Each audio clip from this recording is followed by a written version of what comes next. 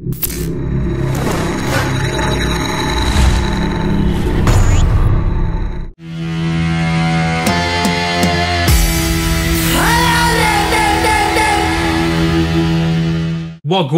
it is Multiplier in the building, in the studio, in this place that I'm in right now. And I'm back with a massive tutorial, and that is something that most of you ask for all the time because massive is great. And a lot of you know the basics, but you really want to take things to the next level. And that's what I'm going to show you, some next level ideas so you can take things into the next dimension in terms of coolness. So what sort of stuff am I going to tell you? So we've got a preset here from my latest preset pack that went out on Captain Pro Audio recently called Ghosts. Something like Ghosts Essential Evolving Massive presets. So there are lots of slightly scary, sort of cool, evolving preset-y sort of sounds in Massive. And the preset we're working with is called Curse with a K, because Ks are cool. So yeah, there's going to be a few cool ideas I'm going to show you, and yeah, I think you'll find them interesting. So let's get into it. Right, so we have the preset. Let's give you a few examples, because the cool thing with this preset is there's loads of different sounds that can come out. So we have velocity modulation programmed in. So if I press something hard versus soft, it sounds different. We also have all these macro controls. So we'll ignore these macro controls, these yellow guys for now, because one of the really cool ideas I want to focus on is what I did with velocity. In particular, the velocities with regards to the envelopes. It just gets this really cool, expressive thing happening. So let's give you some before and afters, and then I'll deconstruct exactly what's happening. So if I press it softly, it sounds like this.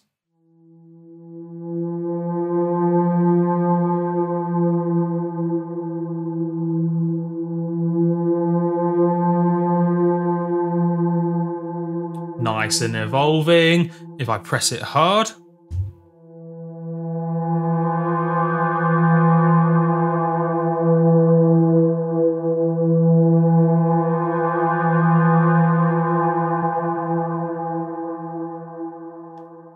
beautiful, if I don't say so myself, which I do. So what's happening and what is this cool thing that I've been talking about but I haven't actually told you yet? So let's quickly, because there's quite a lot going on in this preset, let's show you what's happening in terms of the routing. We have two oscillators doing things. We have oscillator 1. I'm going to assume you know the basics because most of you do. We have oscillator 1 doing stuff. We have oscillator 2 doing stuff. Both of those are going to filter 1, not filter 2, and then that's going to the effects, and there's nothing too fancy happening. There's a little bit of unison happening, but that's not too interesting, not too different. But the key thing I want to show you is what's going on with these envelopes. So if you have a look what's going on with this envelope 2 and envelope 1, in particular envelope 2, let's turn off oscillator 1, because what we have on oscillator 2, we have the amplitude of oscillator 2, so the volume of that oscillator is being mapped completely, so right from the beginning to the end for envelope 2. And this envelope 2 looks like this. We've just clicked envelope 2, so it's a slow attack. But the really cool thing is what I'm doing with this slider here with Vel. So that basically means, because, well, by default it's at the bottom, and that means no matter how hard we press it, it will simply do the envelope as it's supposed to be.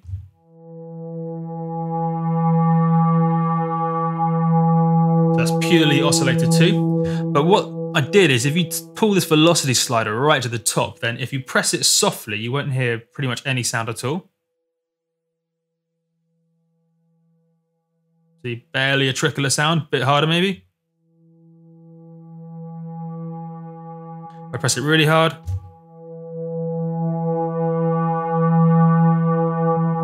So as you can see, depending on how hard or softly I press the note, that determines how much of an influence this envelope has. So if it's really soft, the envelope doesn't really go up at all. If it's really hard, the envelope goes all the way up to the top. And the nice thing with that is it makes it really expressive. So depending on how hard or softly I press the note will determine how much that envelope opens up.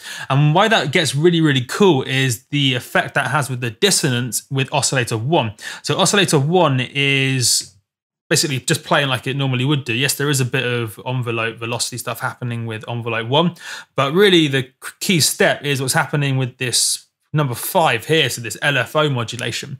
So if we have a look at number 5 is LFO, so it's a modulation that's happening slowly like that. If you have a look at the rate is set to a macro knob all the way around there. If we have a look at the rate, we can see it's set to a low position. So we can see the rate is probably somewhere around 10 o'clock, so nice and slow. We know it's going to be that sort of speed, and that's what you can hear with that evolving nature over time as I hold down the preset. And what that's doing is it's modulating the pitch of oscillator 1. So the actual note is going very, very slowly up one semitone, so up one note on the keyboard. It's going up and then slowly down to the middle, and then one note or one semitone down and then back up. So it's not really going up much, not really going down much, but because oscillator 2 is at a fixed pitch, imagine oscillator 2 happening and then oscillator 1, the pitch is going up. So you're getting all this dissonance, dissonance, dissonance, and then it's going down, and then it meets, and then you get dissonance the other way. And then because it's moving, the wobble of the dissonance, or those other harmonics that are created, because of the fact the frequencies are so close, is constantly changing. So you get this evolving kind of dissonance effect happening. That's really, really cool.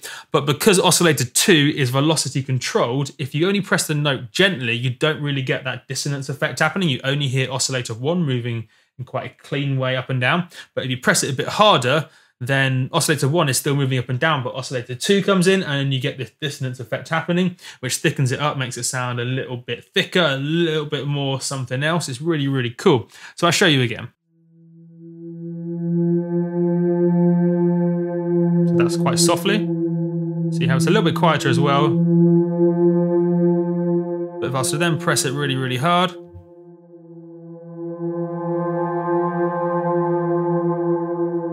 it's quite subtle, but can you hear that dissonance wobble happening kind of quite low down in the mix, as well as being a bit thicker? It's quite subtle, really here for that wobble. So I'll do it one more time because it is something you really want to try and hear. So really, really soft.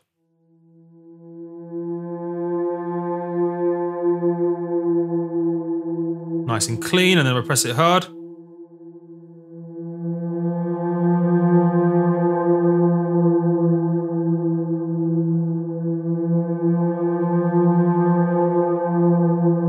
Hear that dissonance effect happening in this evolving modulated way. Really, really cool, right?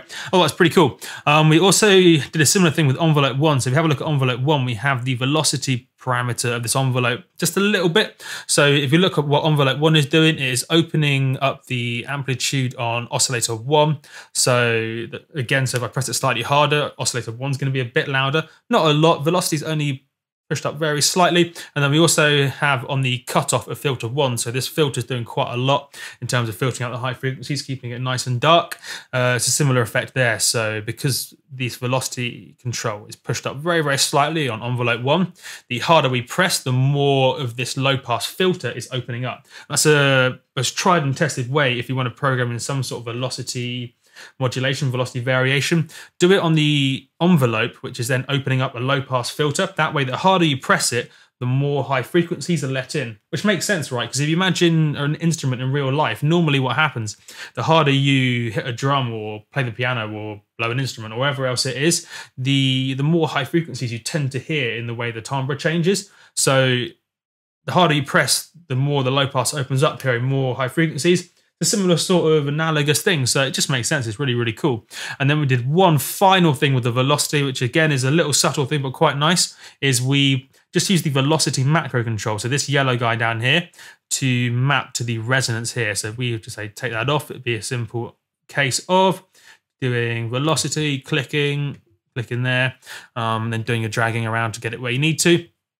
And that just means that it will, the harder you press the note, the more resonance you can see here will happen on the low pass filter. So you hear more of that frequency sweep as the low pass filter is moving around.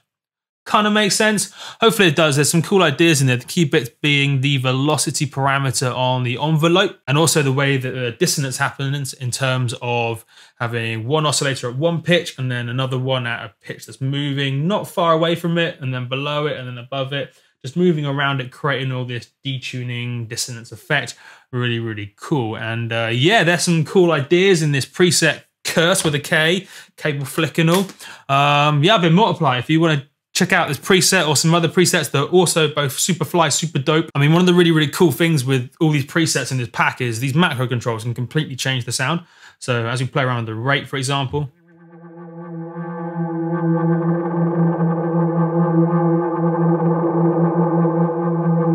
change the amp noise, picking it up a bit, maybe do some vibrato, flanger,